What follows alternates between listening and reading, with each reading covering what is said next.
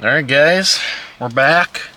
Today is going to be basically prepping the bay for the turbo. I'm going to get the oil feed installed. I'm going to drain the oil that's in the car now. I have oil that I had to buy separately today, and then I was able to stop at my storage unit this afternoon and pick up the feed line itself, the gaskets, and then of course I took off the old oil feed plate flange from the previous turbo. And then we found the bung, that's the restrictor that's supposed to go into the turbo. So we actually do need this. This does come with generic kits. It came with mine. I remember having a bunch of turbo stuff extra that came with the kit. Never needed it because my turbo had a flange, but we have this now and we're going to be putting these together. I also got a bunch of extra gaskets in case I need them, but I won't really need them because I'll have everything sorted. Alright, so it's a super nice day out. It is really, really warm. We did end up picking up the Rotella. This is what I run in my car. I've made a few posts on this. So I made a shorts on this is the type of oil that I recommend running, at least for turbo Civics. Doesn't really matter, but do your research. Make sure you're getting a good oil. Don't throw something cheap in here unless you're doing a break-in.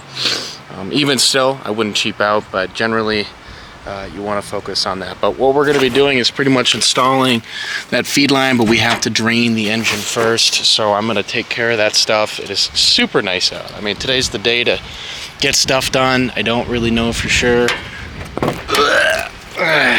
how well things are going to go this afternoon, but we're going to drain this oil. Kind of making sure things are in applicable order. I'd like to clean the car even more, like actually give the car a wash for once, but I haven't had the honor to get that sorted.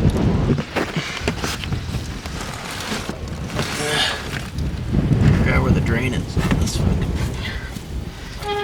Is it on the back? We are good. So the drain is right there. All we gotta do is crack her open, and then this is the bunk setup. So once we get that line sorted, I won't need to buy anything because it's the Morriso pan. So all I gotta do is take this cap off here, install the bottom to the top. So all I need to do is just buy the bottom flange of the turbo drain return. So, and that's very cheap on its own. See, it is coming from the top. Look how much oil buildup is there. So I'm pretty sure it's that valve cover gasket that's spilling on all the goodies here. So we're definitely gonna make an effort to get a new one of those along with a valve cover. I'd like to do a catch can system on this, a properly installed one, but realistically shouldn't be too much in there, but there will be some. I have it spaced out to where everything should be good. So alright, fuck.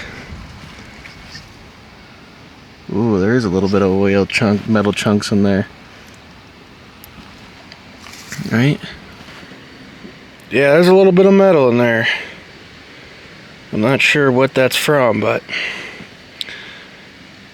doesn't look great, but it's not too bad, so I don't know. I don't really like the drain style on this one. The 16 gallon is a way bigger. I think this is a 12 or a 10. Yeah, there's definitely some metal chunks on this thing, so there's probably some oil in there. That's why it's important that we make sure things are, doing their job. We didn't really run this too much, but I don't want to scare myself with anything, so make sure this is draining properly. Alright, so yeah, it looks like there is some chunkies on this thing. I don't know what this looks like. I'm gonna wipe it down right in front of you and see if there's any big chunkies, because it looks pretty small flaky stuff, but there's a considerable amount. So whatever that is, the engine probably wasn't broken in properly, and then that was our chance, but also, I don't know what else would have caused that. I mean, this could just be regular buildup. I'm not seeing a ton, and the oil looked pretty clean for the most part, so this is all bottom stuff. So it definitely is a little bit of metal there, but it's not super chunky, so we know that there isn't massive engine failure here, and I mean, that's really the big thing. I didn't see any chunks come out. The oil looked relatively clean still. This is now clean, so we'll throw in, we'll throw this back on, and this will be ready to go. So, and this is a size 14. These Greddy magnetic drain pans are 14s. They're not super high quality, as you can see. They definitely get beat up. So this will probably have a few more uses, and then I'm gonna have to get a new one. These are like $8. They're not super high quality, so. All right, so oil filter was relatively hand tight, so wasn't leaking or nothing, but I can pretty much just get it off by hand. It was great. So we gotta do that. These Wix XPs used to be like the shit. So we might have to save this guy and crack her open. Yeah, these things look nice. Got a nice inside in there. That's good stuff.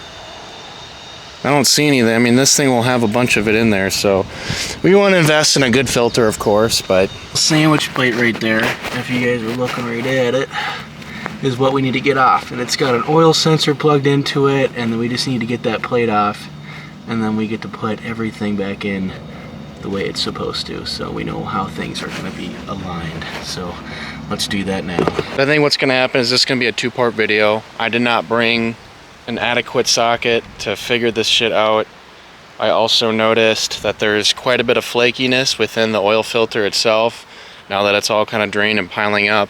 I wish I could show you guys, but there's quite a bit of flakiness to it. And now, I don't know for sure if that's a normal amount. The engine is still very fresh. I don't even know if there's supposed to be any sort of break-in period to this thing. I'm not really happy with the amount that's in there.